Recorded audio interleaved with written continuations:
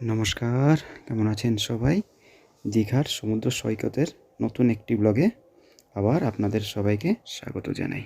সমুদ্রের ঢেউ একদম কম। আজ 27শে জানুয়ারি, সকাল এখন 8:30 থেকে 9টা মতো বাজে। আমরা 7টার সময় দীঘা এসে পৌঁছেছি। হোটেলে গিয়ে ব্যাগপত্র রেখে ফ্রেশ হয়ে সবাই মিলে বেরিয়ে পড়লাম সমুদ্রের পাশে।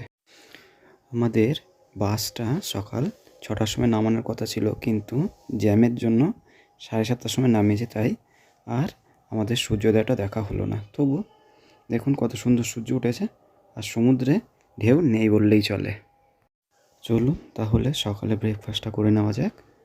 এটা হলো রামকৃষ্ণ রেস্টুরেন্ট। এখানে চাইনিজ, বেঙ্গলি সব রকমই খাবার পাওয়া যায়, সাউথের খাবারও পাওয়া যায়।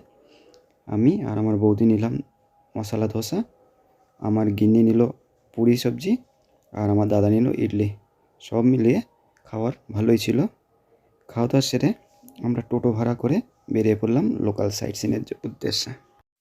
লোকাল সাইট সিনে থাকে শঙ্করপুর, তাজপুর, মন্দারমণি, নয়া কালী মন্দির আর মোহনা। টোটোওয়ালা আপনার কাছে 1500 টাকা ভাড়া চাইবে, তবু আপনারা একটু দামাদামি করে নেবেন।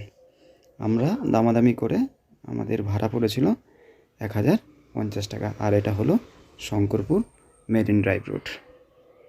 এই 5 জায়গা সাইট সিইং করতে আপনাদের টাইম লাগবে 5 থেকে 5.5 ঘন্টা। আর ঘুরতে ঘুরতে আমরা এখন এসে পৌঁছেছি মন্দারমণি সি বিচে।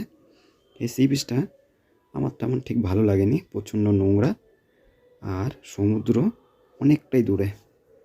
এই সি বিচের পাশে যে হোটেলগুলো আছে, হোটেলের রেন্টও অনেক বেশি আর খাওয়ার কোয়ালিটিও বেশি একটা ভালো না। তাই আপনারা কেউ দীঘা আসলে নিউ দীঘা নয়তো ওল্ড দীঘাতে থাকার চেষ্টা করবেন বেশি।